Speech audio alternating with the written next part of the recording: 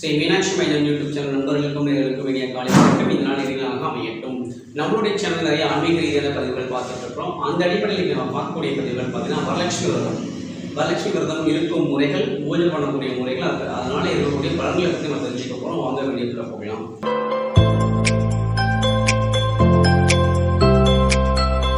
महादेवस्य विद्महे विष्णुपत्नीस्य धीमहि तन्नो लक्ष्मी प्रचोदयात्. திருச்சிற்றம்பலம் திருவையுகம். இந்த வரலட்சுமி விரதம் யாரெல்லாம் இருக்கலாம் அப்படின்னு கேட்டீங்கன்னா எல்லாருமே இருக்கலாம். ஆண்கள் பெண்கள் எல்லாமே விரதம் இருக்கலாம். இந்த வரலட்சுமி விரதம் எப்போ வரும்னு கேட்டீங்கன்னா எப்பயுமே நமக்கு வந்து ஆடி மாதத்தோட கடைசி வெள்ளிக்கிழமையில வரும். ஒரு சில வருஷங்கள் ஆவணி மாதம் சுக்லபட்ச தேதியில வரும். அந்த அடிப்படையில் இன்னைக்கு நம்ம வரலட்சுமி விரதம் பார்த்தீங்கன்னா நாளைக்கு நமக்கு வருது. நாளைக்கு வெள்ளிக்கிழமை நமக்கு வந்து வரலட்சுமி விரதம் பூஜைலாம். இந்த விரதம் எப்படி இருக்கலாம்னு கேட்டீங்கன்னா வழக்கம் போல காலையில் எழுந்திரிச்சு குளிச்சு முடிச்சுட்டு சாமி ரூமில் விளக்கி ஏற்றிட்டு விரதம் இருக்கணும். முழுமையாக உபவாசம் இருக்கணும். அன்றைக்கி சாயங்காலம் வரைக்கும் எதுவும் சாப்பிடக்கூடாது. பூஜை முடிச்சதை தான் சாப்பிடணும். இந்த வரலட்சுமி விரதம் இருக்கிறதுக்கு முன்னாடி முதல் நாள் இன்னைக்கு வியாழக்கிழமை வீடெல்லாம் சுத்தப்படுத்தி க்ளீன் பண்ணிட்டு இன்னைக்கே வந்து அம்பாவை வந்து ரெடி பண்ணிடுவாங்க. எப்படி ரெடி பண்ணணும்னு கேட்டீங்கன்னா கலசம் வச்சு வழிபடக்கூடிய ஒரு முறை வந்து ஃபோட்டோ வரலட்சுமியோட ஃபோட்டோ மட்டும் வச்சு வழிபடக்கூடிய ஒரு முறை வந்து இதில் நமக்கு எது தோதோ நம்ம பார்த்தோன்னா நம்ம ரெண்டு முறைகளை பற்றி இப்போ நம்ம பார்க்க போகிறோம். இப்போ கலசம் வச்சு வழிபடணும் அப்படின்னு நீங்கள் முடிவு பண்ணீங்க அப்படின்னா வெள்ளி குடம் அல்லது வெள்ளி செம்பு அல்லது பித்தளை செம்பு அல்லது செம்பு பாத்திரத்தில் வந்து ஒரு குடமோ பாத்திரமோ ரெடி பண்ணிக்கோங்க. அந்த ரெடி பண்ணிவிட்டு அந்த பாத்திரத்தை நல்லா கழுவி சுத்தப்படுத்திட்டு அதில் வந்து சுற்றி நூல் சுற்றிக்கோங்க. நூல் சுற்றி அதில் 4 பக்கம் சந்தனம் வச்சு அலங்காரம் பண்ணிட்டு அதை வந்து ஒரு மணப்பலகையில் வைக்கணும். அதுக்கு முன்னாடி அது கடியில் வந்து வைக்கிறதுக்கு ஒரு பித்தளை தட்டு எடுத்து அந்த பித்தளை தட்டில் வந்து அரிசி பச்சை அரிசி நிரப்பி அதுக்கு மேலே இந்த குடத்தை வச்சிடணும். வச்சதுக்கப்புறம் இந்த குடத்துக்கு வந்து நம்ம வந்து அலங்காரம் பண்ண வைப்போம். அந்த குடத்துக்கு வந்து வஸ்திரம் சாத்தலாம். இப்போ நிறைய கடைகளில் பட்டெல்லாம் கிடைக்குது. அந்த வஸ்திரம் சாத்தி முடிச்சதுக்கப்புறம் குடத்தோட மேலே வந்து ஒரு செம்பு தேங்காய் வைக்கணும். குடத்தோட வாய்ப்பகுதியில் வந்து ஒரு தேங்காய் வைக்கணும். தேங்காய் வைக்கிறதுக்கு முன்னாடி குடத்துக்குள்ளே என்னெல்லாம் போடணும் அப்படின்னு சொல்லிடுறேன். முதல்ல குடத்துக்குள்ளே பார்த்தீங்கன்னா வந்துட்டு ஒரு 1/4 கிலோ அளவுக்கு பச்சை அரிசி போடணும். முனை முடியாத அரிசின்னு சொல்லுவாங்க இல்லையா, பச்சை அரிசி போடணும். ஒரு எலுமிச்சம்பழம் போடணும். எலுமிச்சம்பழம் வந்து பார்த்தீங்கன்னா அதில் வந்து கருப்போ புள்ளிகளோ இல்லாமல் அந்த எலுமிச்சம்பழத்தை பார்த்துக்கணும். அந்த எலுமிச்சம்பழம் போடணும். அதுக்கப்புறம் அதுக்குள்ளே பார்த்தீங்கன்னா ஏலக்காய், ஜாதிக்காய், மாசிக்காய் இதெல்லாம் போடலாம். இதெல்லாமே மகாலட்சுமியோட அம்சத்தை நமக்கு தரக்கூடிய ஒரு பொருள். பொதுவாகவே ஏலக்காய், கிராம்பு இதெல்லாம் நம்ம வந்து ஜபக்குளத்தில் போடும்போது அதோட வாசனை வந்து மகாலட்சுமி நம்ம வீட்டுக்குள்ளே நிரந்தரமாக இருக்க வைக்கும். இது போட்டதுக்கப்புறம் வெள்ளி நாணயம், வெள்ளி காயின் போடலாம். நமக்கு இன்னும் வசதிகள் இருந்தால் தங்க காசே போடலாம். தங்க காசு போடலாம். அதுக்கப்புறம் பார்த்தீங்கன்னா சில்வர் நம்மளோட அந்த வெள்ளி நாணயமோ தங்க நாணயமோ போட்டதுக்கு அப்புறமாக அதுக்குள்ளே வந்து பார்த்தீங்கன்னா வந்துட்டு நம்ம காயின் இருக்கு இல்லையா, 5 ரூபா, 1 ரூபா, 10 ரூபான்னு நம்ம காயின் வச்சுக்கிட்டு இந்த காயினை வந்து ஒத்தப்படை எண்ணிக்கையில் போடணும். 7, 9, 3, 11 அப்படின்னு சொல்லிட்டு ஒத்தப்படை எண்ணிக்கையில் அந்த குடத்துக்குள்ளே போடணும். போட்டு முடிச்சதுக்கப்புறம் ஒரு துளி பச்சை கற்பூரம் போட்டுக்கலாம். இதெல்லாம் போட்டதுக்கப்புறம் அந்த குடம் வந்து ஓரளவுக்கு நல்லா முழுமையாக நிறைஞ்சிடும். நிறைஞ்சதுக்கப்புறம் ஆல்ரெடி நம்ம அந்த குடத்துக்கு வந்து வஸ்திரம் சாப்பிட்டோம். அதுக்கு மேலே தேங்காய் வச்சு அந்த தேங்காயில் வந்து எல்லா நாரையும் உரிச்சிட்டு மேலே குடுமி மட்டும் வச்சுக்கணும். குடுமி மட்டும் வச்சு மீதி எல்லா நாரையும் வச்சு அந்த தேங்காயை முழுமையாக மஞ்சளில் அந்த தேங்காய் வந்து முழுக்க மஞ்சள் பூசி இருக்கணும். பூசினதுக்கப்புறம் அந்த தேங்காயை வச்சதுக்கப்புறம் இன்னைக்கு கடைகளில் வந்து பார்த்தீங்கன்னா வந்துட்டு மகாலட்சுமி முகம் கிடைக்குது.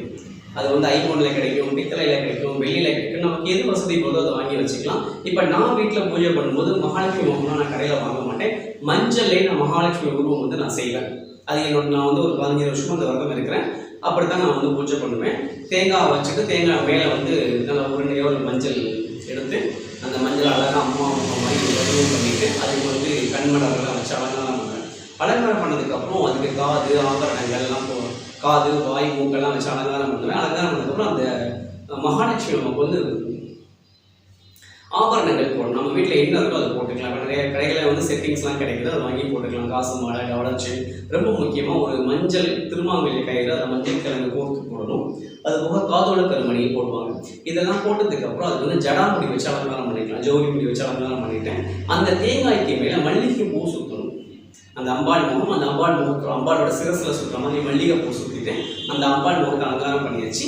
இந்த கலசத்தை வந்து பார்த்தீங்கன்னா வந்து ஒரு தட்டில் பித்தளை தட்டில் வச்சு அதில் அரிசி பரப்பி அரிசி மேலே இந்த கலசத்தை வச்சுட்டு ஒரு மணப்பலகை எடுத்து அந்த மணப்பலகையை நல்லா சுத்தம் பண்ணிவிட்டு அதில் 2 பக்கமும் கோலம் போட்டுட்டு நடுவில் ஒரு கோலம் போட்டுட்டு அந்த மணப்பலகையில் இந்த கலசத்தை வச்சிடணும்.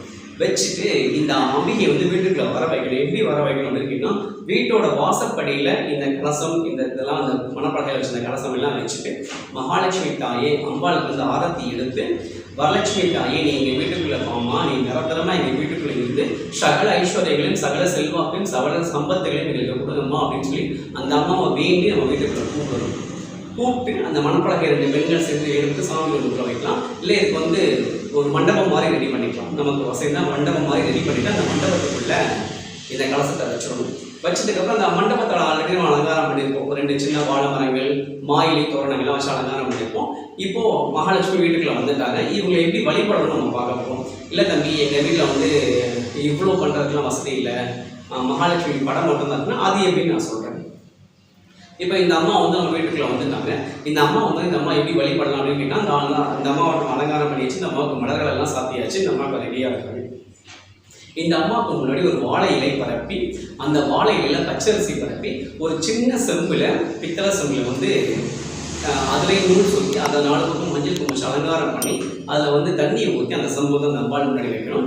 வச்சதுக்கப்புறம் அந்த அம்பாள் அந்த செம்பு மேலேயும் மாயிலைகள் வச்சு ஒரு தேங்காய், நார்மலாக ஒரு தேங்காய் நாரெல்லாம் உடிச்சு சும்மா குடுவி மட்டும் வச்சுக்கோங்க, ஒரு தேங்காய் வச்சுட்டு அந்த மகாலட்சுமி இருக்காங்க இல்லையா, அந்த வரலட்சுமி தாயாரை இந்த பூரண கலசத்தில் ஆவாகனம் பண்ணணும். அது மாதிரி இந்த அம்மா வந்து இந்த கலசத்தை நம்ம ரெடி பண்ணிக்கணும். ரெடி பண்ணதுக்கப்புறம் 2 குத்து விளக்குகள் எடுத்துக்கிட்டு 2 பக்கம் வச்சு அதில் நெய் ஊற்றி திரியெல்லாம் வந்து ரெடி பண்ணிக்கணும். இது போக இந்த அம்மாவுக்கு நெய்வேத்தியங்கள் என்னெல்லாம் வைக்கலாம்னா எல்லா நெய்வேத்தியங்களும் வைக்கலாம். பால் பாயசம், அப்பம், அடை, சக்கரை பொங்கல், வெண்பொங்கல், புளியோதரை, தயிர் சாதம், கல்கண்டு சாதம், இந்த மாதிரி உங்களால் என்ன முடியுமோ எல்லா நெய்வேத்தியங்களும் வைக்கலாம். ஆனால் இந்த வரலட்சுமி தாயாருக்கு ரொம்ப பிடித்த உணவுகள்லாம் பாலால் செய்த உணவுகள் ரொம்ப விரும்பி இந்த அம்மாவை சாப்பிடுவாங்க. பாலால் பிடித்த உணவுகள் இந்த அம்மாவுக்கு வைக்கலாம்.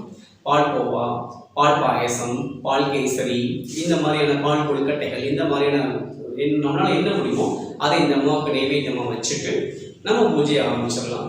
நான் பூஜை ஆரம்பிக்கும் போது அதுக்கு முன்னாடி ஒரு 4-6 பெண்களுக்கு எண்ணிக்கையில் வச்சுக்கோங்க, 6, 12 இந்த மாதிரி இரட்டைப்படை எண்ணிக்கையில் வச்சு ரவிக்கை துணிகள், அவங்களுக்கு தரக்கூடிய மஞ்சள் கிழங்கு, வளையல், பூவு, வெத்தலைப்பாக்கு, பழம் எல்லாம் வச்சு அதையுமே அந்த அம்மாள் முன்னாடி வச்சுக்கணும். இந்த படையிலெல்லாம் ரெடி பண்ணதுக்கப்புறம் விளக்கேற்றி அம்மாவை வீட்டுக்குள்ளே கூப்பிட்டாச்சு. அம்மா வந்துட்டாங்க. அவங்களுக்கு கலசம் வச்சு அம்மா வந்து ஆவாகனம் பண்ணியாச்சு. நம்ம கலசம் வச்சு ஆவாகனம் பண்ணும்போது அந்த கலசத்தை தீபதூபங்கள் ஏற்றிட்டு அந்த கலசத்தை வந்து எடுத்துட்டு கலசத்துக்கு முன்னாடி உட்காந்து வரலட்சுமி தாயே இந்த கலசத்தில் நீ ஆவாகனமாக்கி எங்கள் குடும்பத்துக்கு சகல செல்வாக்கும் தாமான்னு சொல்லி வேண்டிட்டு நம்ம பூஜைகள் செய்யலாம். பூஜைகள் நமக்கு தெரிஞ்ச மகாலட்சுமி ஸ்லோகங்கள், சோஸ்திரங்கள், கனகதாரா ஸ்தோத்திரம், லலிதா சகசநாமம், நமக்கு என்னெல்லாம் தெரியுமோ எல்லாமே சொல்லலாம். இல்லை எங்களுக்கு வந்து ஸ்லோகம்லாம் சொல்ல தெரியாது அப்படின்னு நினைக்கிறவங்க அந்த ஸ்லோகங்களை மொபைல் ஃபோனில் யூடியூப்பில் போட்டு விட்டுக்கலாம். போட்டுவிட்டு அதெல்லாம் அது ஒரு பக்கம் ஓடுங்க. நம்ம மனசார்ந்த பிரார்த்தனைலாம் வைக்கலாம். என்னென்ன பிரார்த்தனை வைக்கலாம்னா எல்லா பிரார்த்தனைகளும் வைக்கலாம். சொந்த வீடு கட்டுறது, குழந்தைகளுக்கான கல்வி, உடல் ஆரோக்கியம், திருமணம் ஆகிறது, குழந்தை பேரு, தொழில் வளர்ச்சி, உங்களுக்கு என்னெல்லாம் தேவைகள் இருக்கோ அது எல்லாமே வரலட்சுமி தாயார்கிட்ட நீங்கள் வைக்கலாம். அதெல்லாமே அம்பாள் கொடுப்பாங்க. இதெல்லாம் அந்த ஸ்லோகம் எல்லாம் சொல்லி முடிஞ்சு நம்மளால முடிஞ்சால் 108 மலர்களால் அம்பாள் அர்ச்சனை பண்ணலாம். குங்கும அர்ச்சனை பண்ணலாம். இதெல்லாம் நமக்கு தெரிஞ்சால் பண்ணிக்கிறோம். இல்லைன்னா சேனல் நம்ம யூடியூப்பில் போட்டு பார்த்துக்கிறோம். இதெல்லாம் முடிச்சதுக்கப்புறம் கற்பூராரத்தி காமிச்சு சாம்பிராணி காமிச்சு பூஜையை முடிச்சிடலாம். பூஜை முடிச்சதுக்கப்புறம் வச்சுக்க பிரசாதங்களை அம்பாள் நெய்வேத்தியம் போட்டு நம்மளும் சாப்பிட முடிச்சுக்கலாம். இவ்வளோ தான் பூஜை முடிஞ்சது. விரதம் இருக்கக்கூடிய ஆண்களோ பெண்களோ இந்த பூஜை முடிஞ்சதுக்கப்புறம் சாப்பிடலாம். இந்த விரதம் ஆண்கள் இருக்கலாம், தாராளமாக இருக்கலாம், தப்பே கிடையாது. ஏன்னா ஒரு ஆண் விரதம் இருக்காரா யாருக்காக இருப்பார்? அம்மா அப்பா நடக்கணும், குழந்தைகள் நடக்கணும், மனைவி நடக்கணும், குடும்பம் நடக்கணும் விரதம் இருப்பார். ஒரு பெண்கள் விரதம் இருந்தாலும் அப்படி தானே இருப்பாங்க. என் பையனுக்கு நல்ல பொண்ணு கிடைக்கணும், என் மகளுக்கு நல்ல மாப்பிள்ளை கிடைக்கணும், என் பேரம்பேத்தி நல்லா இருக்கணும், என் கணவர் ஆரோக்கியமாக இருக்கணும், எங்கள் குடும்பம் நல்லா இருக்கணும், நாங்கள் செய்கிற தொழில் வளர்ச்சியாக இருக்கணும், பெண் வேணும். அதே மாதிரி ஆண்களும் இந்த விரதம் தாராளமாக இதில் எந்த தப்பும் கிடையாது. இந்த விரதம் முடிஞ்சதுக்கப்புறம் நீங்கள் பூஜையெல்லாம் முடிச்சதுக்கப்புறம் பிரசாதம் சாப்பிட்டு விரதத்தை முடிச்சோம். இதுதான் வந்துட்டு கலசம் வச்சு வழிபடக்கூடிய விரதம். இதே விரதத்தை நீங்கள் ஃபோட்டோ வச்சு இதே மாதிரி செஞ்சுக்கலாம். ஃபோட்டோ அலங்காரம் பண்ணி வச்சுட்டு ஃபோட்டோக்கு முன்னாடி கலசம் வச்சு அம்பாள் ஆவாகனம் பண்ணிட்டு இந்த பூஜை முறைகள் நீங்கள் முடிச்சுக்கலாம். இந்த விரதம் வந்து நீங்கள் கலசம் வச்சு வழிபடுறீங்க அப்படின்னா அந்த அம்மா கிட்ட வேண்டுதல் வச்சுக்கலாம். அம்மா கலசத்தோட நாங்கள் ஆவாகனம் பண்ணியிருக்கோம், நீங்கள் வந்து 3 வருஷமோ 6 வருஷமோ 9 வருஷமோ வருஷம் பூரா இந்த விரதத்துக்கு எங்களுக்கு துணை இருங்கம்மான்னு சொல்லி நம்மள்கிட்ட வேண்டிக்கலாம். இதுதான் அந்த வளர்ப்புறதுக்கான முதல் விஷயம். இதுக்கப்புறம் பார்த்தீங்கன்னா இந்த கலசத்தை எப்படிப்பா கலைக்கிறது அப்படின்னு கேட்பீங்க. பூஜையெல்லாம் முடிஞ்சதுக்கப்புறம் அம்பாடி கிரகத்தெல்லாம் எடுத்ததுக்கப்புறம் அந்த கலசம் இருக்கும் இல்லையா, அந்த கலசத்தில் நீர் இருக்கும். அந்த கலசத்தை எடுத்து அரிசி பானைக்கெல்லாம் வச்சுக்கலாம் பத்திரமா. இல்லை அப்படின்னா நீங்கள் சாமி வந்து ஒரு ஓரத்தை வச்சுட்டு அடுத்த வெள்ளிக்கிழமை அந்த கலசத்தை வந்து ஒன்றும் பண்ணக்கூடாது. அந்த கலசத்துக்கு வந்து தினந்தோறும் புது பூ போட்டு பூஜை பண்ணுற பழக்கம் வந்தால் பூ போட்டு பூஜை பண்ணிக்கோங்க. இல்லை அப்படி இருந்தாலும் பூ போட முடியலன்னா அந்த கலசம் அப்படியே இருக்கட்டும். தினம் இந்த கலசத்துக்கு ஊதுபத்தி சாம்பிராணி அமைச்சு முடிச்சுட்டு அடுத்த வெள்ளிக்கிழமை அந்த கலசத்தில் இருக்கக்கூடிய தேங்காயை எடுத்து அதை உடைச்சு அதை சுவாமிக்கு நெய்வேத்தியம் பண்ணிட்டு பூஜையை முடிக்கணும். அந்த கலசத்தில் இருக்கக்கூடிய தீர்த்தம் இருக்கும் இல்லையா, அந்த தீர்த்தத்தை ஒரு வாட்டர் பாட்டில ஊற்றி வச்சுக்கணும். ஊற்றி வச்சுட்டு தினந்தோறும் வாசல் தெளிக்கும் பொழுது அது வந்து கொஞ்சம் தண்ணியை வாசல் இருக்க தண்ணியோட மிக்ஸ் பண்ணி குளிக்கும் போது வீட்டுக்குள்ள கண் திருஷ்டி, செய்வெளி, பில்லி சுத்தம் இந்த மாதிரி எந்த கெட்ட சக்திகளும் உள்ள வராது. அதுக்கு தான் அந்த ஆவாகன பண்ணி வந்து தண்ணியை வந்து வச்சு தொழிக்கணும்னு சொல்லுவாங்க. வீட்டுக்குள்ள வராது. யாருக்காவது உடம்பு சரியில்லைனாக்கோ அதை வந்து தீர்த்தமாக எடுத்துக்கலாம். அந்த வாட்டர் பாட்டில் தண்ணி தீர்த்த தண்ணி வந்து சீக்கிரமாக உடம்பு குணமாகனு சொல்லிட்டு அந்த அம்பாவை வேண்டி எடுத்துக்கலாம். இதுதான் வரலட்சுமி பூஜை பண்ணக்கூடிய முறை. இந்த முறையில் பூஜை பண்ணும்போது வரலட்சுமி தாயார் நம்ம கேட்ட சகல ஐஸ்வர்யங்களையும் தருவாங்க. இந்த முறையில் விரதம் வந்து வாழ்க்கையில் எல்லா நலன்களும் எங்களுடைய யூடியூப் சேனல் நண்பர்களுக்கும் நேயர்களுக்கும் கிடைக்கணும்னு சொல்லி நம்ம வந்து வரலட்சுமி தாயாரை வேண்டிக்கிறோம். மீனாட்சி மைந்தன் யூடியூப் சேனல் சப்ஸ்கிரைப் பண்ணிக்கோங்க, லைக் பண்ணுங்கள், கமெண்ட் பண்ணுங்கள், ஷேர் பண்ணுங்கள். மறக்காமல் பக்கத்தில் உடைய பெல் ஐக்கானை கிளிக் பண்ணிக்கோங்க. அப்போ தான் நாங்கள் அடுத்தடுத்து போடக்கூடிய வீடியோஸ் உங்களுக்கு வரும். நன்றி, வணக்கம்.